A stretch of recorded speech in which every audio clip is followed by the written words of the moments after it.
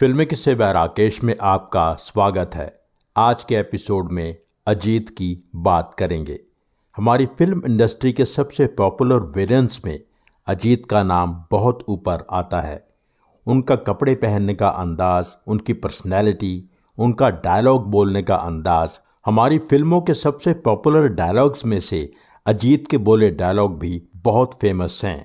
अजीत शुरू से ही विलेन नहीं थे, बहुत फिल्मों में हीरो बनकर आए, बहुत से सपोर्टिंग रोल्स भी किए। अजीत का जन्म 27 जनवरी 1922 को हैदराबाद में हुआ।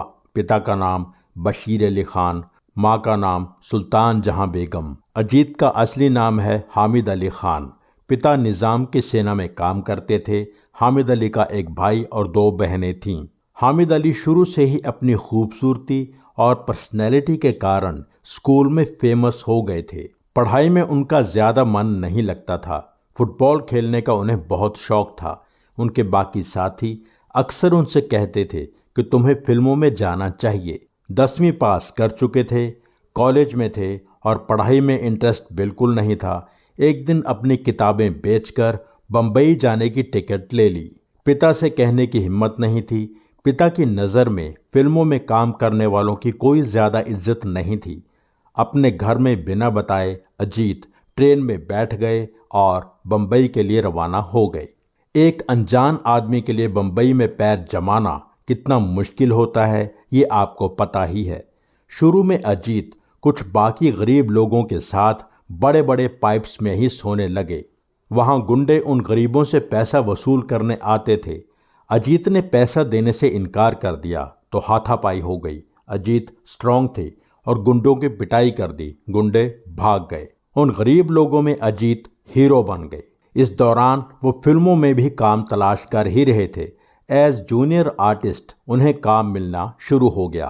फिर कभी उन्हें डायलॉग बोलने का जब मौका मिला तो उन्होंने ऐसे अंदाज में बोला कि लोग उनसे इम्प्रेस होने लगे। अब अजीत जूनियर कलाकारों में भी पहली कतार में खड़े होने लगे। फिर थोड़ा बेहतर रोल मिलने लगे। फाइनली अजीत को हीरो बना दिया गया। 1946 की फिल्म थी शाह मिस्र। हीरोइन थी गीता बोस। फिल्म नहीं चली पर अजीत को सबने पसंद किया। कहा जाता है कि फिल्म डायरेक्टर अमरनाथ खेत्रपाल यानी के अमरनाथ ने हामिद अली से कहा कि तुम्हारा नाम बहुत बड़ा है, अपना कोई छोटा नाम रखो। छोटा नाम जल्दी पॉपुलर होता है। फाइनली निर्देशक नाना भाई भट्ट ने हमीद अली खान का नाम अजीत कर दिया। अजीत ने उस दौर की लगभग हर फेमस हीरोइन के साथ काम किया। आनंद मठ फिल्म की सफलता ने अजीत को बहुत पॉपुलर कर दिया। फिल्म में कई स्टार्स थे, पृथ्वीराज कपूर, प्रदीप कुमार, भारत भूषण, गीता बाली। 1954 की फिल्म नास्तिक उस साल की दूसरी सबसे बड़ी हिट थी। अजीत के साथ थीं नलिनी जयवंत। 1955 की बारादरी में फिर अजीत और गीता बाली साथ थे। फिल्म उस साल की टॉप 10 में 9वें नंबर पर थी। अजीत हीरो होने के साथ साथ सपोर्टिंग रोल्स भी कर लेते थे।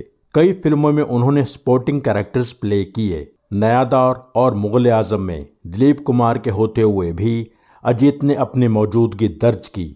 1956 की फिल्म हलाकू में अजीत मीना कुमारी के हीरो बनकर आए। 1963 की फिल्म शिकारी उस साल की टॉप 10 में 7वें नंबर पर थी। सबसे ज़्यादा काम अजीत ने उस दौर की फेमस एक्ट्रेस नलिनी जयवंत के साथ किया।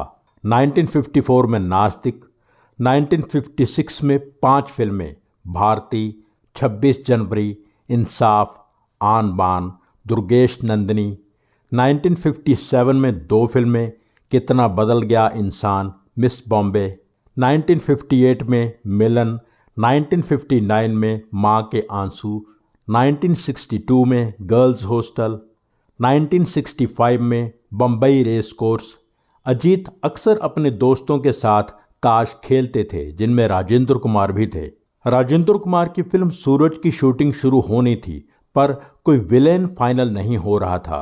निर्माता प्रेमनाथ को लेना चाहते थे पर वैजंती माला प्रेमनाथ के हक में नहीं थीं।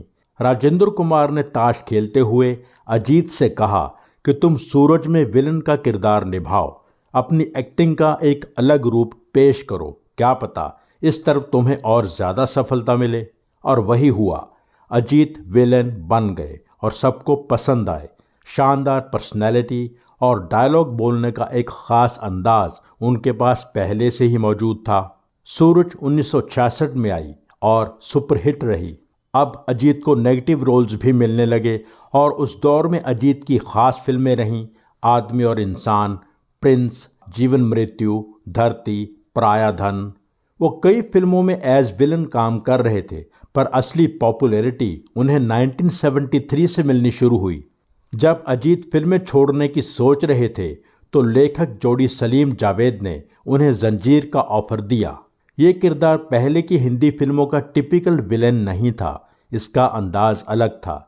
सलीम खान के बहुत कन्विंस करवाने पर अजीत ने यह रोल कबूल किया। कहा जाता है कि अजीत भोपाल के एक गैंगस्टर से जाकर मिले भी और गैंगस्टर को ऑब्जर्व किया ताकि फिल्म के कैरेक्टर को और वजनदार बना सकें। कपड़े पहनने का अंदाज, जूतों का स्टाइल, सिगार पीने का अंदाज, ये सब बातें उन्होंने असली गैंगस्टर्स को ऑब्जर्व करके सीखीं। 1973 से लगभग हर खास फिल्म में, हर फेमस फिल्म में अजीत विलेन थे। जंजीर, यादों की बारात, जुगनू, कहानी किस्मत की, छुपा रुस्तम, शरीफ बदमाश, 1974 में पत्थर और पायल, 1975 में प्रतिज्ञा, वारंट, 1976 की कालीचरण ने तो उन्हें नई पहचान ही दे दी। उनका डायलॉग सारा शहर मुझे लॉयन के नाम से जानता है बॉलीवुड के सबसे फेमस डायलॉग्स में से है। उसके बाद उनकी फेमस फिल्में रहीं 1976 की चरस, 1978 की आज़ाद, देश परदेश, 1980 की राम बलराम की बात हम इस एपिसोड में कर चुके हैं कि कैसे अजीत धर्मेंद्र और अमिताभ पर भारी पड़े। अजीत की तबीयत कुछ खराब रहने लगी थी। उनकी बाईपास सर्जरी भी हुई। उन दिनों फिल्म स्टार्स सेट पर बहुत देर से आते थे। ये बात अजीत को पसंद नहीं थी। उन्होंने फिल्मों में काम करना ही छोड़ दिया। निर्माता निर्देशक हरमेश मल्होत्रा अजीत के दोस्तों में से थे। अजीत को बहुत प्यार करते थे। हरमेश चाहते थे कि अजीत नगीना में मेन विलन का किरदार निभाएं, पर तब तक अजीत लगभग फिल्में छोड़ ही चुके थे। कुछ साल बाद फिर 1992 की फिल्म जिगर से अजीत बड़े पर्दे पर लौटे और कुछ और फिल्मों में काम किया। कुल मिलाकर अजीत ने लगभग 195 फिल्मों में काम किया है। अजीत की पहली शादी 1951 में एक फ्रेंच लड़की से हुई थी। ये शादी नहीं चल पाई। दूसरी शादी अजीत ने अपने पेरेंट्स की मर्जी से की। पत्नी का नाम शाहिदा अली खान। इस शादी से 3 बेटे हुए, शाहिद अली खान, जाहिद अली खान, आबिद अली खान। 1960 के दशक में अजीत का सारा नाम की एक लड़की से अफेयर हो गया था। सारा का नाम शीरीन भी बताया जाता है। सारा हाफ कैनेडियन हाफ मुस्लिम इंडियन थी। सारा की फैमिली का घर महबूब स्टूडियोज के पास था। पड़ोस में अमजद खान के पिता जयंत का घर भी था। अजीत का जयंत के घर आना जाना था। सारा अजीत से उम्र में लगभग 15-16 साल छोटी थी। अजीत और सारा का अफेयर शुरू हो गया। कहा जाता है कि जयंत ने ही सारा के पिता से बात करके सारा और अजीत की शादी करवाई थी। ये भी कहा जाता है कि अजीत और सारा की शादी कभी हुई ही नहीं। अजीत और सारा के 2 बेटे हुए। 1966 में शहजाद खान और 1969 में अरबाज खान। 22 अक्टूबर 1998 अजीत हार्ट अटैक की वजह से इस दुनिया को छोड़ गए। इस बात का दुख अजीत को हमेशा रहा कि इतने सफल करियर में उन्हें कोई भी अवार्ड नहीं मिला, पर अजीत का नाम हमारी फिल्मों के इतिहास में चमकते अक्षरों में लिखा जाएगा। अजीत के बारे में यह खास एपिसोड यहीं पूरा होता है। एपिसोड कैसा लगा कमेंट कीजिए, शेयर कीजिए, लाइक ज़रूर कीजिए। Thank you so much.